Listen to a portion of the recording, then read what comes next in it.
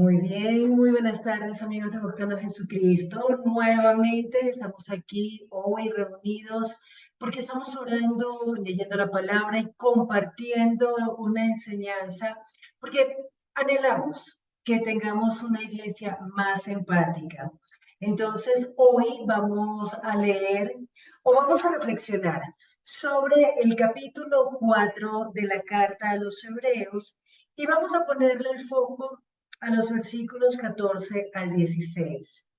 Entonces, vamos a hacer una pequeña oración antes de comenzar para poner este tiempo en manos del Señor y que sea Él enseñándonos lo que nos quiere enseñar. Padre Celestial, hoy estamos aquí reunidos en tu nombre, en el nombre de Jesús, porque queremos ser esa iglesia que tú deseas. Queremos ser, Señor, esa esposa que tú estás limpiando, que tú estás perfeccionando y que tú quieras presentar de ti mismo como una iglesia santa y sin mancha. Hoy, Señor, queremos pedirte que por medio de tu palabra tú nos enseñes a ser realmente la iglesia que tú anhelas. Y creemos, Señor, que la empatía ha sido una de las características que tú has mostrado a lo largo del Evangelio y nosotros queremos imitar tus pasos. Te lo pedimos, Padre, en el nombre de Jesús. Amén.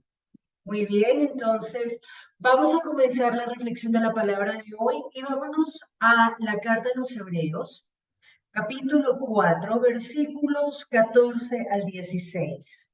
Nos dice el autor de la carta de los Hebreos: en Jesús, el Hijo de Dios, tenemos un gran sumo sacerdote que subió al mismo cielo. Por eso debemos seguir confiando en Él. Nuestro sumo sacerdote entiende nuestras debilidades, porque Él mismo experimentó nuestras tentaciones. Si bien es cierto que nunca cometió pecado. Acerquémonos pues confiadamente al trono de Dios de amor para encontrar allí misericordia y gracia en el momento en que las necesitamos. Yo les voy a hacer una confesión, cuando a mí me pidieron hablar de la empatía en la iglesia, yo pensé que me estaban lanzando algún tipo de indirecta, pensé que me estaban diciendo algo así como: enseñe sobre la empatía a ver si usted aprende algo, porque es un tema bastante complejo. Es más, yo me di a la tarea de mirar en una revista de psicología qué entienden los psicólogos por la empatía. En esta revista Psicología Global, dice que la empatía es la capacidad para entender los sentimientos y las emociones de una persona, incluso cuando lo está pasando mal. Es importante no confundirla con emociones como la compasión, puesto que en este último caso la persona, aparte de ponerse en el lugar del otro, también intenta ponerle fin a su sufrimiento. Es decir, la empatía es un requisito para la compasión, pero la compasión implica también poner fin al sufrimiento, mientras que la empatía no necesariamente. Cuando yo leo esto, yo pensé en el texto bíblico. Jesús es un sumo sacerdote capaz de compadecerse de nuestras debilidades. Él sabe que somos débiles porque él mismo experimentó nuestras debilidades. Él tuvo compasión. Es decir, según la característica que está dando esta revista de psicología, la compasión de Jesús es capaz de ponerle fin a nuestras debilidades. Nosotros como cristianos, nosotros como creyentes, vamos a quitar la etiqueta de cristianos. Nosotros como iglesia, nosotros los que creemos en Jesús, estamos llamados a imitar los pasos de Jesús. Eso hacen los discípulos. Los discípulos copian al maestro, los discípulos imitan al maestro, tratan de vivir como su maestro.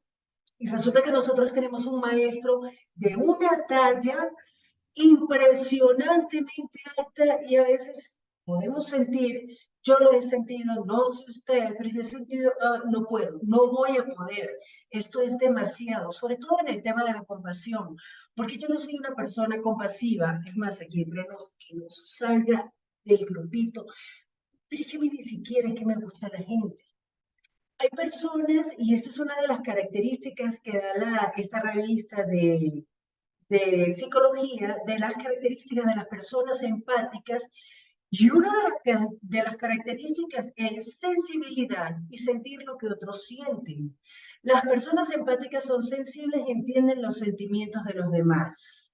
Entonces, ya nada más por aquí, a mí se me corta todo, yo no puedo. En términos psicológicos, yo no podría tener empatía con nadie porque yo no entiendo los sentimientos de los demás. Y ojo, no soy el único bicho raro que le pasa eso. Afortunadamente, dentro de la iglesia hay una diversidad tan amplia de personalidades, de caracteres, de emociones, y además, súmele a eso que estamos en constante cambio. ¿Cómo entender los sentimientos del otro? Cuando a veces ni siquiera entendemos los sentimientos propios. Pero entonces, volvemos a Jesús, volvemos a poner la mirada en Jesús. Y el tema es, ¿qué hizo Jesús? Porque nos está diciendo el texto que Él puede compadecerse de nuestras debilidades porque se hizo igual que nosotros. Él se compadece porque Él fue tentado en todo según nuestra semejanza. Jesús fue tentado en todo igual que nosotros. A mí eso me causa una alivio enorme, porque eso quiere decir que Jesús también se cansó de la gente. Sí, Jesús se cansó de la gente. Jesús se puso parado con la gente. Y entonces aquí hay un tema importante, un momento, ¿qué es la empatía? Estamos mirando la empatía desde el punto de vista psicológico, pero ¿qué entiende regularmente la gente por empatía? ¿Y por qué eso resulta ser un tema tan importante hoy día en la iglesia? Y aunque esto ya son especulaciones de mi parte, de acuerdo a lo que yo he vivido dentro de la iglesia, pues yo siento que muchas veces la gente confunde empatía con aguantarse todo. Empatía con lástima, empatía con apoyar la tiranía de los débiles. ¿Y a qué me refiero? Creo que muchas veces quienes han estudiado, quienes ya tienen tiempo en la vida de fe, les habrán dicho en algún momento, cuidado con ser piedra de tropiezo, porque el Señor dijo, el que haga tropezar a uno de los pequeñitos, pues mejor sería que le atasen una piedra de molino al cuello y lo echaran al mar. ¿Quiénes son los pequeñitos? A veces nosotros tenemos la idea de que los pequeñitos son los nuevos o son las personas más frágiles de la iglesia o son las personas que no conocen y que queremos atraer y empieza a hipótesis acerca de esto y hace mucho daño a la iglesia porque la iglesia no está llamada a tenerle lástima a nadie. La iglesia está llamada a predicar el Evangelio. Y Jesús nos enseñó cómo llevar las buenas noticias. La iglesia está llamada a llevar el mensaje de arrepentimiento, de perdón de pecados, el mensaje de salvación, pero no a tener lástima. Entonces, cuando nosotros hemos sido llamados a ser imitadores de Jesús, nosotros tenemos que recordar que el Señor no le tuvo lástima a nadie. Él sintió compasión. Él sintió amor por las otras personas que estaban en determinadas situaciones. Él sintió tanto amor y compasión por un fariseo, por un maestro de la ley, como por la viuda de Naín, cuando salió con su hijo en un féretro. Sintió tanta compasión por el leproso que necesitaba ser sanado. Sintió la misma compasión por aquel fariseo que se le había muerto la hija y le pide a Jesús, baja y pon tu mano sobre ella y ella vivirá. Jesús tuvo compasión por todos, sigue teniendo compasión por cada uno de nosotros, pero no lástima. Entonces, pensemos por un momento cuál es el tema de la empatía hoy en la iglesia, por qué la necesidad de que seamos una iglesia empática.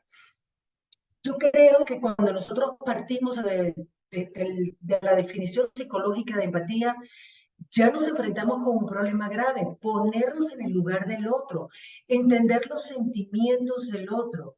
Y eso dentro de un cuerpo tan amplio como lo es la iglesia, tenemos un problema gravísimo porque hay una cantidad de emociones, de sentimientos y de vidas que yo personalmente no puedo entender. Me volvería loca si tratara de entenderlos a todos. Yo no puedo entender jamás a una mujer que haya tenido, y voy a decir ejemplos que perdónenme si a alguien les afecta directamente, pero son los que me vienen a la cabeza. Yo no puedo entender una mujer que tuvo sexo irresponsable, salió embarazada y entonces ahora quiere abortar. Señora, no puedo entenderlo, yo creo que mejor cierre las piernas. ¡Pum! Pero tal vez con esto ofendo a alguien y entonces me dice que usted tiene que ser empática. Que no puedo entenderlo. No puedo entender a una mujer que se deje golpear por su marido. No puedo entenderlo porque no lo he vivido. Yo no puedo entender a un hombre que tenga en su casa una mujer extraordinaria que lo ama, que es ayuda idónea y el tipo le está montando cachos. No puedo entenderlo. Hay un montón, un abanico de sentimientos y de emociones que yo personalmente no puedo entender, no me identifico con ellos, no me caben en la cabeza, así como a muchísima gente y a la mayoría de las personas que yo conozco pueden entender mis sentimientos, porque resulta que yo soy muy sensible en ciertas áreas donde la gente normalmente no tiene ningún problema. Yo soy sensible a la luz, extremadamente sensible al ruido, extremadamente sensible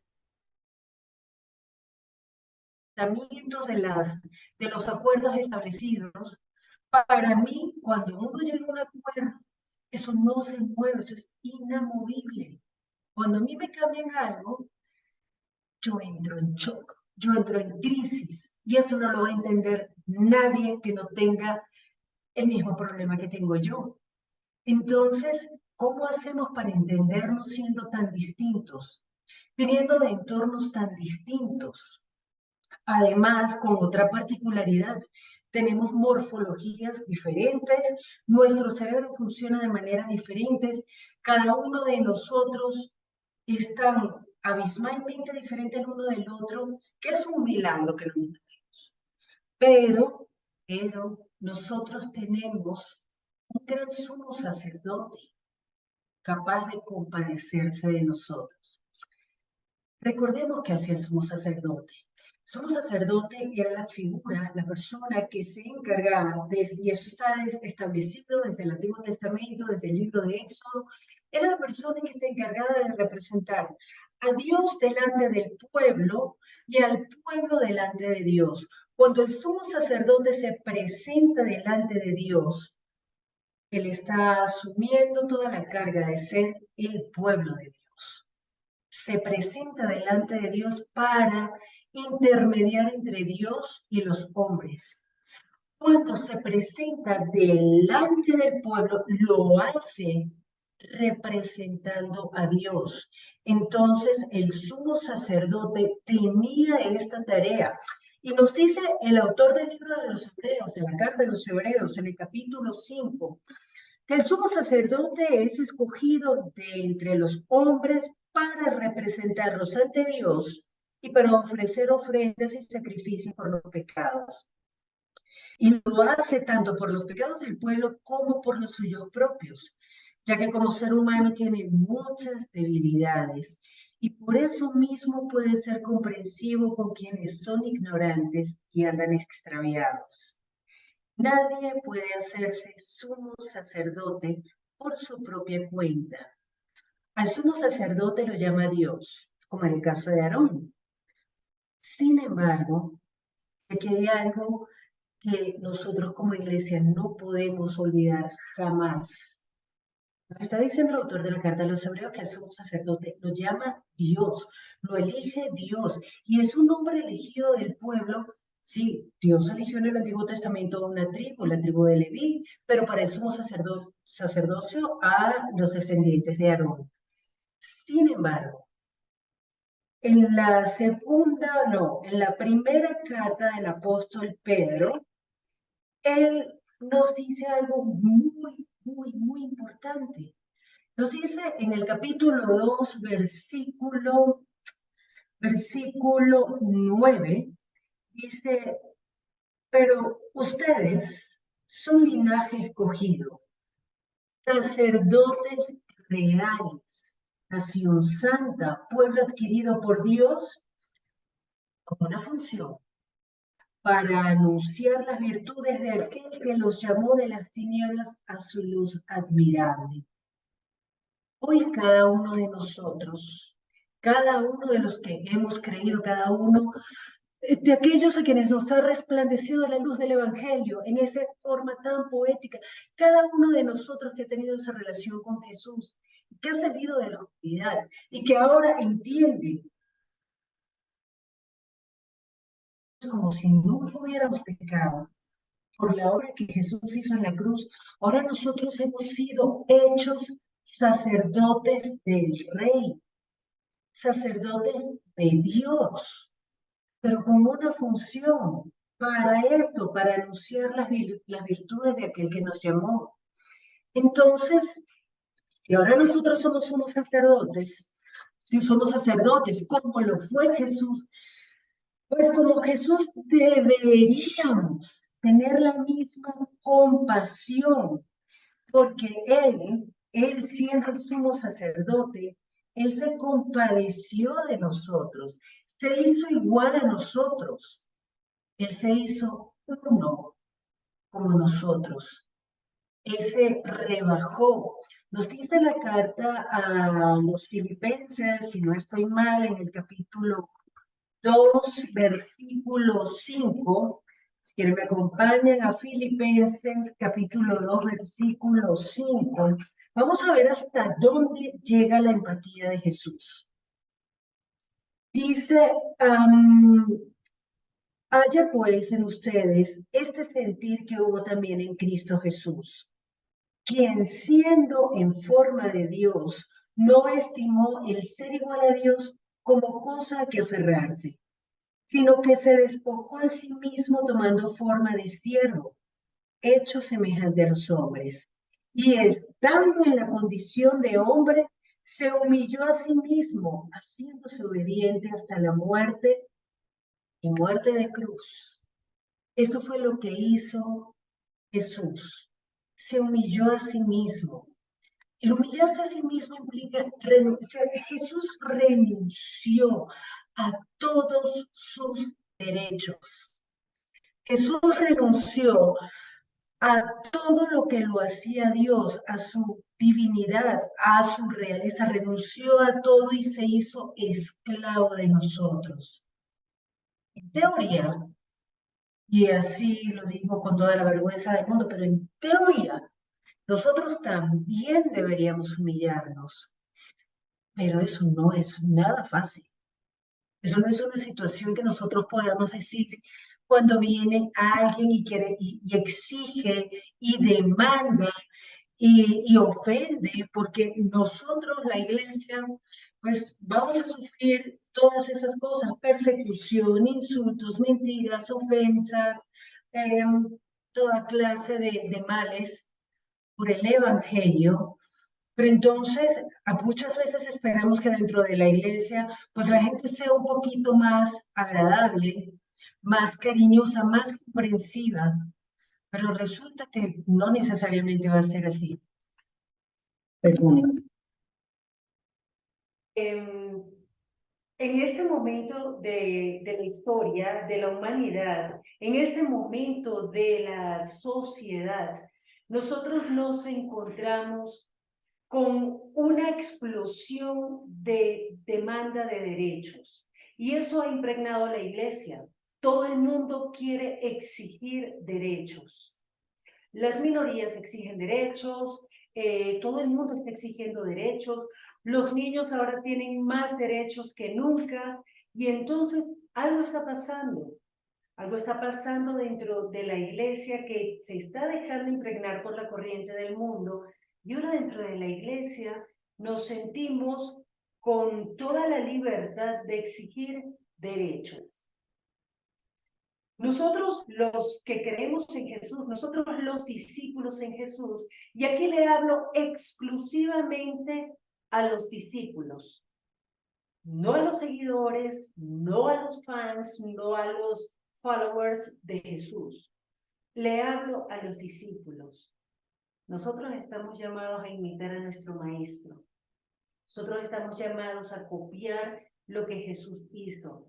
Y si Jesús se humilló, pues nosotros estamos llamados también a humillarnos para que por medio de nosotros, como sacerdotes reales, se pueda llevar el Evangelio a otras personas. Y a veces nosotros pensamos que tenemos que ser misericordiosos, tenemos que ser compasivos y tenemos que ser empáticos con los que están afuera, como si tuviéramos que ganar un cliente. Porque a veces en la iglesia tenemos esta mentalidad de gane el cliente. Tenemos que llegarle a más gente, tenemos que traerlos a la iglesia, tenemos que incorporarlos a la comunidad, pero nos olvidamos de los que están adentro. O pensamos, es esta persona que está atravesando esta situación o que ha pasado por esta crisis o que tiene este problema, a ese tenemos que cuidarlo. Pero resulta que cuando Jesús dijo a sus discípulos en Mateo 18, cualquiera que hace tropezar a uno de estos pequeñitos, mejor sería que se amarrara una rueda de molino en el cuello y se lanzara al agua. No está diciendo que los pequeñitos sean los nuevos.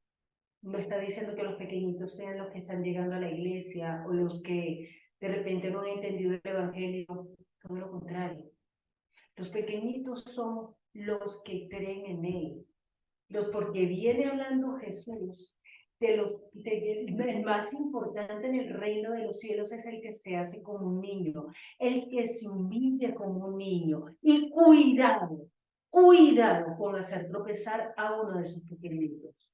Entonces, si nosotros entendemos que hay que ser empáticos, solidarios, compasivos, amorosos, misericordiosos, es con toda la iglesia y no con un grupito de personas en general, en particular, perdón, pues vamos a empezar a mirar a la iglesia con los ojos que la ha mirado Jesús, su amada, su cuerpo. Miremos un momento el capítulo 2 del libro de los Hebreos, porque aquí Jesús, el autor de los Hebreos, nos dice algo demasiado lindo de Jesús. Desde el versículo 14, Hebreos 2:14 dice, por consiguiente, ya que los hijos de Dios son de carne y hueso, Jesús también compartió esa misma naturaleza de carne y hueso para así anular, por medio de su muerte, al que tiene el dominio de la muerte, al diablo, y poder librar a los que vivían siempre en esclavitud por temor a la muerte. Sabemos que Él no vino a rescatar a los ángeles, sino a los descendientes de Abraham. Por eso era necesario que en todo fuera semejante a sus hermanos, pues sólo así podía ser un sumo sacerdote, fiel y misericordioso al servicio de Dios, con el propósito de pagar por los pecados del pueblo. Y ya que él mismo sufrió la tentación, puede ayudar ahora a los que son tentados. Aquí el autor de los Hebreos nos está mostrando que hasta dónde fue capaz de llegar Dios por la compasión, por el amor a nosotros. Fue capaz de llegar al punto de, listo, ya ellos pecaron, fregados, se rompió la relación con Dios. Entonces Dios, según el evangelista Juan, según el apóstol Juan, en el capítulo 1, cuando dice en el principio ya existía el Logos estaba con Dios y el Logo era Dios. Luego nos dice que aquel que era el Verbo, se hizo como uno de nosotros, habitó entre nosotros, se hizo carne y habitó entre nosotros. Hasta allí fue capaz de llegar Dios para poder mostrarnos misericordia. Pero no se quedó ahí. no se quedó solamente en rebajarse, no se quedó solamente en hacerse como uno de nosotros y compartir nuestra naturaleza carnal, las debilidades de la carne, el sueño, el hambre, las preocupaciones, el sometimiento al clima, al calor, al frío, a las tempestades. Jesús también llegó no solamente a hacerse como uno de nosotros y compartir la misma naturaleza carnal, sino además nació pobre, en un hogar pobre. Pero además de eso, llegó a ser obediente hasta la muerte. Él murió para pagar por nuestros pecados. Aquel que recibió la ofensa, murió para que esa ofensa fuera pagada, para que esa deuda fuera saldada, habiendo sido nosotros quienes lo ofendimos a él. Lamentablemente hoy en la iglesia, hoy en la sociedad, hoy en el mundo está exigiendo derechos, el mundo está exigiendo que le devuelvan lo que le han quitado. Indígenas, negros, mujeres, niños, afrodescendientes, todo el mundo, los gays, las que abortan, los que se sienten animales y no los dejan actuar como si fueran animales, los que tienen cualquier persona, cualquier grupo social, está hoy levantándose a exigir derechos delante de las autoridades, a exigir que se decreten leyes en favor de ellos porque ellos tienen derecho a ser como les dé la gana ser. Pero en la iglesia no debemos ser así. Nosotros estamos en el mundo, pero nosotros no somos del mundo. Nosotros tenemos que ser luz del mundo. Nosotros tenemos que ser sal de la tierra, pero nosotros no podemos permitir que la corriente del mundo nos arrastre. Si nuestro Maestro, si nuestro Señor, si nuestro Dios renunció a todos sus derechos, ¿a santo de que nosotros estamos exigiendo derechos? Si Él sufrió la muerte para pagar por nuestros pecados, pues, ¿por qué yo voy a exigirle a otro que, por ejemplo, que entienda mis debilidades? Yo puedo pedirlo, sí, y está muy bien. Y yo creo que nosotros como iglesia, nosotros como creyentes, tenemos que también entender que no es sano, no es adecuado, ni siquiera es cristiano eso de estar jugando, representando el papel de cristianito perfecto. Nosotros estamos adquiriendo la costumbre de andar con nuestra máscara de cristiano victorioso, de gloria en gloria, aquí vamos de victoria en victoria y no me pasa nada. Entonces, no permitimos que los demás muestren debilidad. Porque si yo no demuestro mis debilidades, mis problemas, mis carencias, ¿por qué a santo de que los demás van a estar mostrándose débiles? Mira lo que está pasando muchas veces en la iglesia. Como yo he podido superar alguna situación determinada, pues entonces no entiendo por qué el otro no lo puede soportar, no lo puede superar. Si yo pude superar el alcoholismo, ¿cómo es posible que esta persona cada 6 meses recaiga? Es el colmo. Como yo pude superar una situación de violencia intrafamiliar y salí adelante y no me morí y soy una mujer feliz o soy un hombre feliz, y entonces, ¿por qué el otro no puede superarlo? Muchas veces nosotros estamos adoptando estas posturas delante de la iglesia, y esto es lo menos saludable que hay para nosotros y para la iglesia, porque nos hace incapaces de ser empáticos. Y si no podemos llegar a lo básico, a lo mínimo que es la empatía, pues difícilmente voy a lograr copiar lo que hizo mi maestro, que fue ser compasivo. Porque la empatía, como leíamos en esa revista de psicología, la empatía es solamente el camino de entrada a la compasión. Pero la empatía no alcanza. A veces la empatía nos sirve solamente para no juzgar al otro. Y eso está muy bien.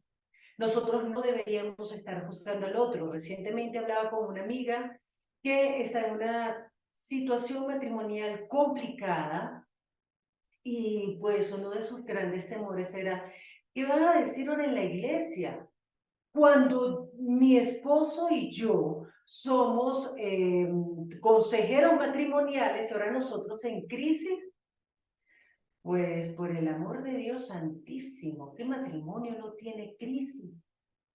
¿Qué matrimonio no tiene altibajos?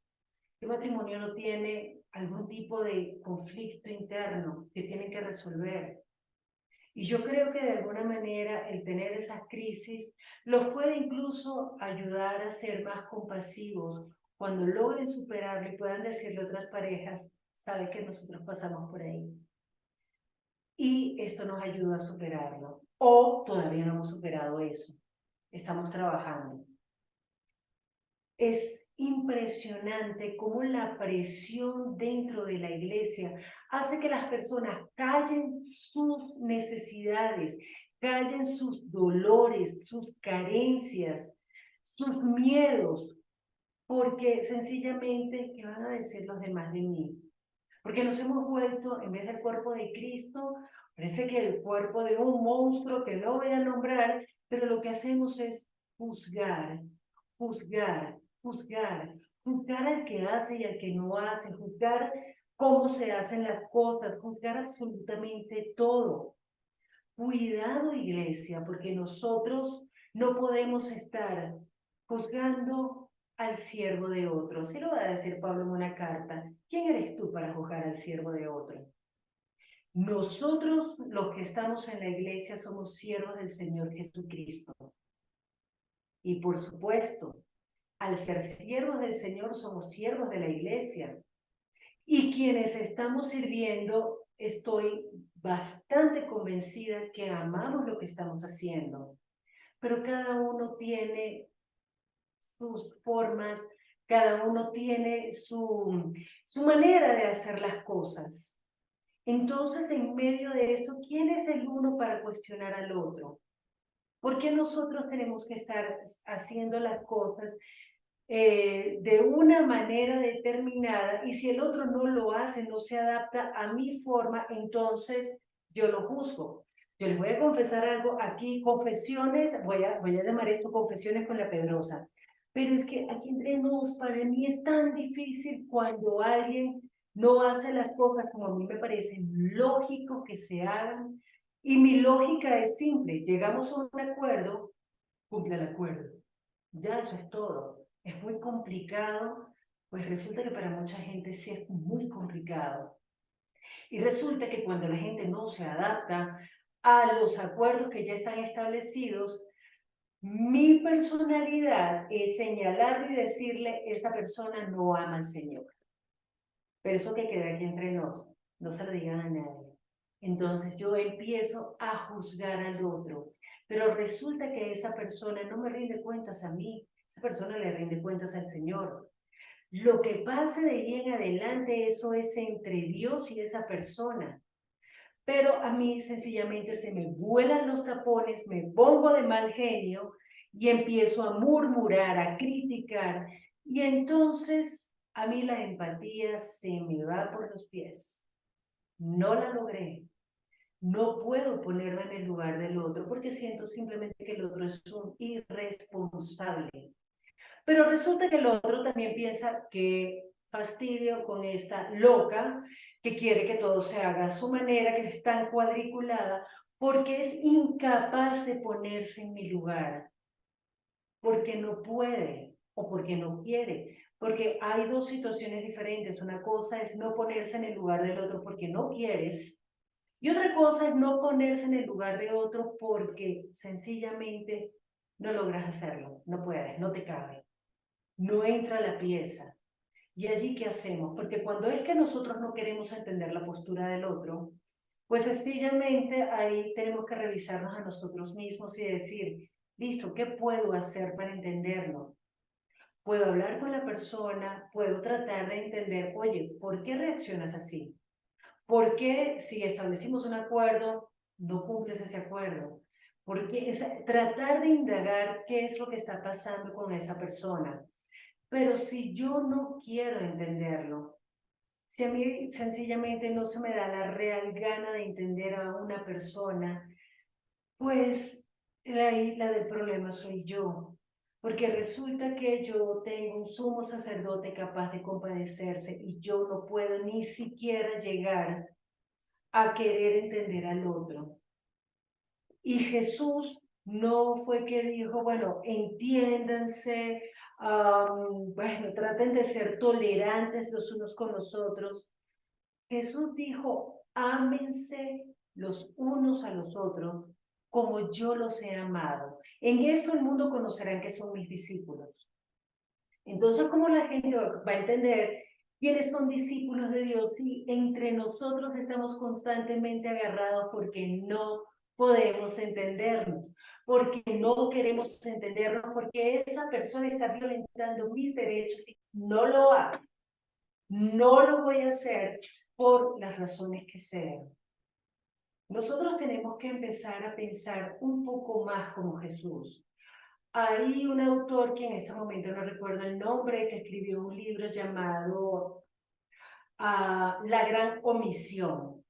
Y hay un pensamiento que me gustó mucho de este autor.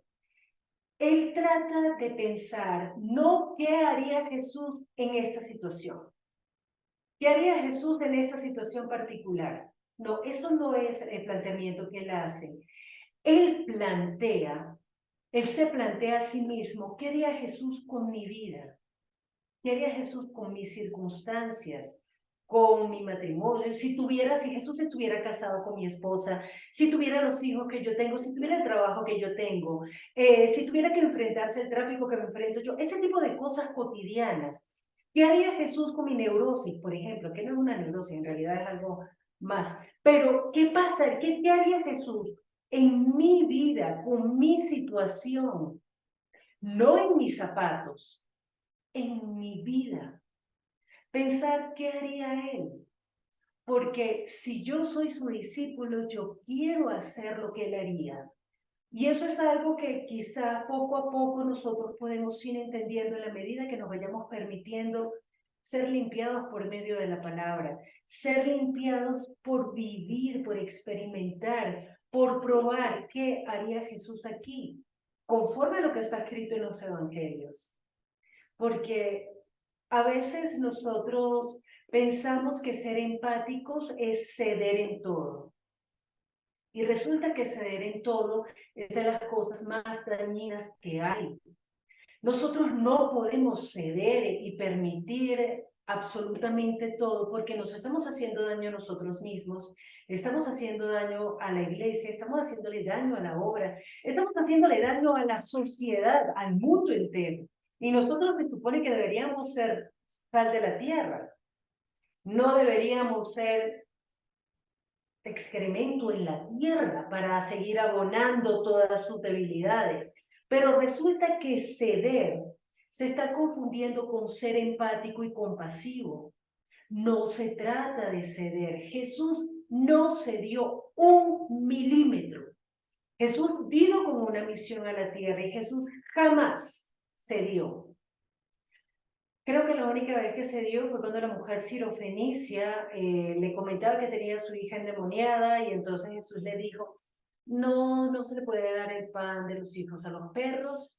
Y la señora le dijo, sí señor, pero hasta los perros comen de las migajas que caen de la mesa de sus amos. Y esa frase hizo que Jesús entendiera que la fe de ella era tan grande que se ganó el milagro. Creo que esa fue la única vez que Jesús se dio, porque Jesús tenía muy clara cuál era su misión. Y Jesús no cedió ni ante las tentaciones de Satanás, ni ante las amenazas de sus enemigos, ni ante las alabanzas y el reconocimiento de aquellos que se decían sus amigos, ni ante esa famosa frase de Pedro que le decía, Señor, ten compasión de ti mismo. Jesús nunca cedió. Jesús no cedió ante el miedo de los discípulos. ni se dio cuando los discípulos estaban tratando de ponerse uno por encima del otro. Entonces nosotros, si tenemos clara cuál es la misión, si nosotros sabemos cuál es nuestra misión y cuál es nuestra identidad hoy, pues nosotros no tenemos por qué ceder 1 milímetro de nada, siempre y cuando estemos encaminados en la misión. ¿Qué es lo que haría Jesús? Pues el hecho de que Jesús sea compasivo no lo hizo ni tonto, ni lo hizo blandito, ni lo hizo más paciente que cualquier otro. Jesús también perdió la paciencia, pero Jesús sabía escuchar. Y a veces una de las cosas que más nos cuesta a nosotros es escuchar. Yo me he dado cuenta los últimos meses, el último año, me he dado cuenta que la iglesia escucha lo que quiere escuchar. Muchas personas en la iglesia escuchan lo que quieren escuchar. Hay personas que tienen una historia familiar, matrimonial, social, compleja, y sencillamente identifican a una persona que representa toda la opresión de la que han sido víctimas y reaccionan mal ante esa persona. Les digan lo que les digan. Si esa persona quien identifican como su opresor les dice buscando a Jesucristo, entonces la otra que se siente víctima va a reaccionar y va a decir, ¿y usted por qué me dice eso? ¿Usted cree que yo no lo estoy buscando? ¿Usted cree que yo no lo he encontrado? No, lo que pasa es que lo único que hace es criticar. Y entonces la persona estalla, no por lo que alguien le haya dicho, sino por lo que hay en su corazón. Y en medio de esas crisis, pues lo lógico es que nosotros callemos y tratemos no de entender lo que está diciendo, porque la persona en esos momentos regularmente ni siquiera sabe qué está diciendo. Te lo comento porque me pasó recientemente y tuve que hablar con 2 especialistas en el tema para poder entender qué hacer en esos casos. Cuando uno entiende que esa persona está reaccionando a su historia, yo creo que nosotros podemos ser ahí sí un poco más empáticos, porque cada uno de nosotros tiene una historia y cada uno de nosotros reacciona con base en esa historia que lo ha acompañado a lo largo de su vida y puede entender, quizá mirarse a sí mismo y poner la cámara en modo selfie y ver cuándo yo he reaccionado así. ¿Qué le está pasando a esta persona? No lo sé, pero es algo que puede pasarme a mí. Y si nosotros entendemos que yo soy tan frágil como esa persona que está reaccionando quizás de un modo nada saludable, pues quizás la escuche más, la deje hablar, la deje desahogarse, le permita explotar, pero luego tengo que sentarla. Porque así como Jesús sentó a sus discípulos, le dijo a Tomás, al incrédulo, lo dejó ser incrédulo. Jesús sabía que Tomás estaba diciendo que resucitó hasta que no le vea el hueco en el clavo y le meta el dedo en el hueco y le meta la mano en el hueco del costado, no voy a creer. Jesús ha podido aparecer ahí mismo y decirle, perdón, perdón, usted, mire, y darle su cachetada para que no sea bobo. Jesús no lo dijo, no lo hizo. Jesús permitió que Tomás se expresara. Jesús permitió que Tomás dijera todo lo que pensaba, todo lo que sentía en este momento tan crítico de su vida. Su maestro había muerto. Aquel a quien él había seguido a lo largo de 3 años, pues de repente murió como un criminal. Y no me van a decir que resucitó. A ver, pues fue hasta una semana después que Jesús confronta a Tomás y le dice, con todo el amor, no seas incrédulo. Mira, aquí está, mete el dedo. Le da las pruebas, pero le permitió a Tomás expresarse y poder además digerir y procesar todo lo que estaba viviendo y toda la nueva información que estaba recibiendo. A veces nosotros queremos confrontar enseguida a las personas y con eso lo que hacemos es alterarlas más, quizás ahondar en su herida, o queremos dejar pasar porque no me voy a meter en esos problemas, no me voy a meter en esa situación, no le voy a seguir el juego. Pero de eso no se trata de ayudar a las personas. Recordemos la diferencia entre empatía y compasión. En la compasión hay un paso adicional. Se busca también solucionar esa carencia de la persona, ese problema que tiene. Y ese problema que todos tenemos, ese vacío que todos tenemos, esa herida eterna que todos cargamos, porque todos tenemos una herida por ahí que todavía no ha sanado, esa herida solamente puede sanarla Jesús de Nazaret. Por medio del Evangelio nosotros podemos ayudar a las personas a que identifiquen, oiga, esta es herida latente, oiga, trate de resolverla, vamos.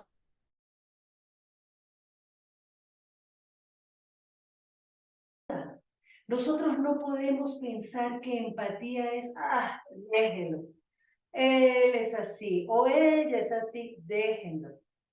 No, no es déjenlo. No podemos dejar a nuestros hermanos, no podemos dejar a los que están necesitados, a los que están urgidos de sanidad, de vida. Para eso vino Jesús, para sanar. Él vino se compadeció de nuestras necesidades, habiendo sido tentado en todo, para que nosotros podamos acercarnos confiadamente al trono de la gracia. Eso es un regalo inmerecido. Nosotros, los que hemos empezado a transitar este camino que es Jesús y que nos lleva al trono de la gracia, pues nosotros estamos constantemente siendo perfeccionados, siendo cambiados, y en ese proceso vamos a descubrir que tenemos más falencias de las que pensábamos, que pecamos en unas áreas donde ni siquiera las habíamos identificado, que nos caemos en lugares donde creíamos superados. Pero para eso está la gracia de Dios, porque Él constantemente nos está levantando. Pero esa transformación, ese perfeccionamiento que está haciendo el Señor en nosotros, no puede convertirse en nosotros en una excusa para ser soberbios con los demás. Hay un amigo que me decía recientemente, no le puedes pedir a nadie que viva la vida de fe como la vives tú, que camine con la velocidad que caminas tú.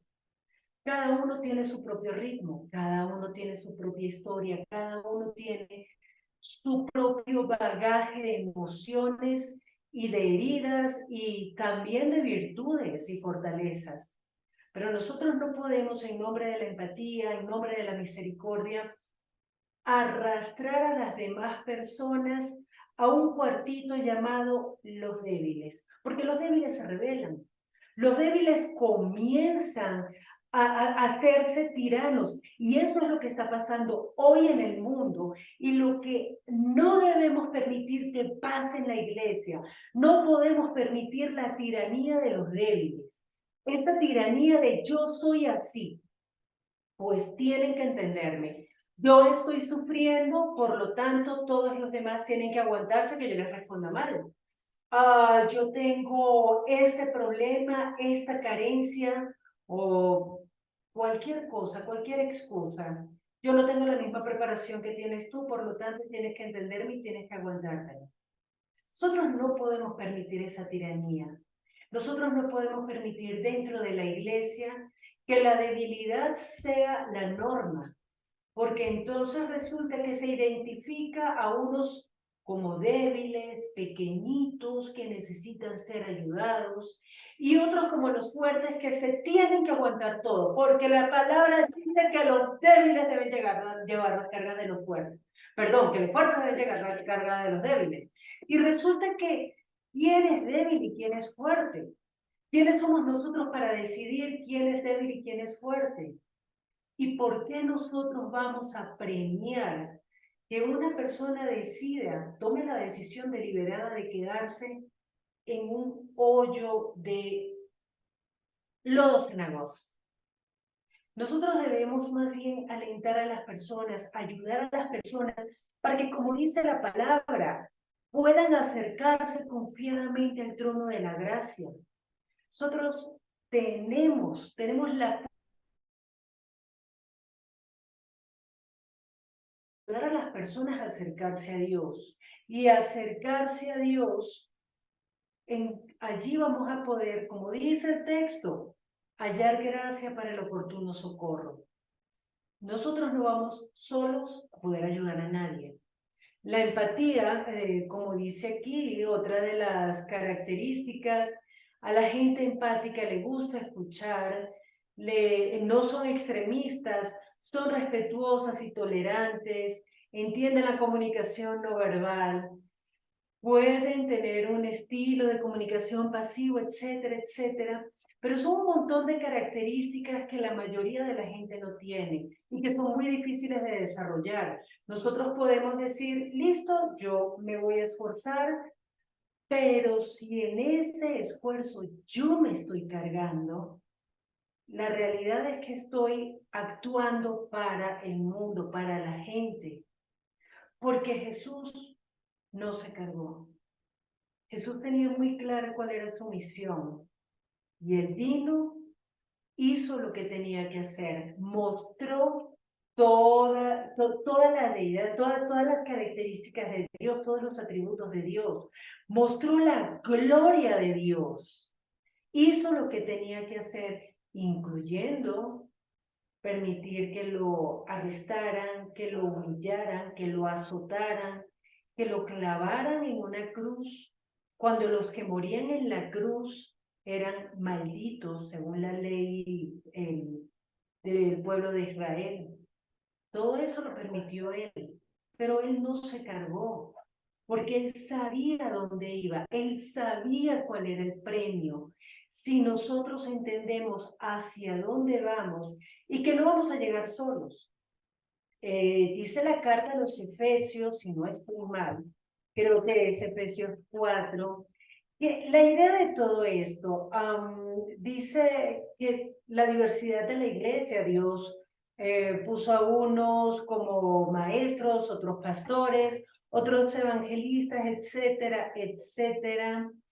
Pues dice que todo esto lo hizo a fin de perfeccionar a los santos para la obra del ministerio, para la edificación del cuerpo de Cristo, hasta que todos lleguemos a la unidad de la fe y del conocimiento del Hijo de Dios, a un varón perfecto, a la medida de la estatura de la plenitud de Cristo. Entonces, eso es lo que Dios quiere. Y para eso Dios nos ha repartido dones a todos. No para que nosotros actuemos un rol, un papel dentro de la iglesia, sino para que cada uno de nosotros, desde nuestro lugar familiar, emocional, espiritual, con los dones que Dios nos ha dado, podamos poner de nuestra parte para servir a la iglesia, para que todos juntos podamos seguir esta carrera para perfeccionar a los santos, no es para perfeccionarnos a nosotros mismos, pero tampoco para decirle a los demás, pobrecito, venga, no, es que no se le exijan.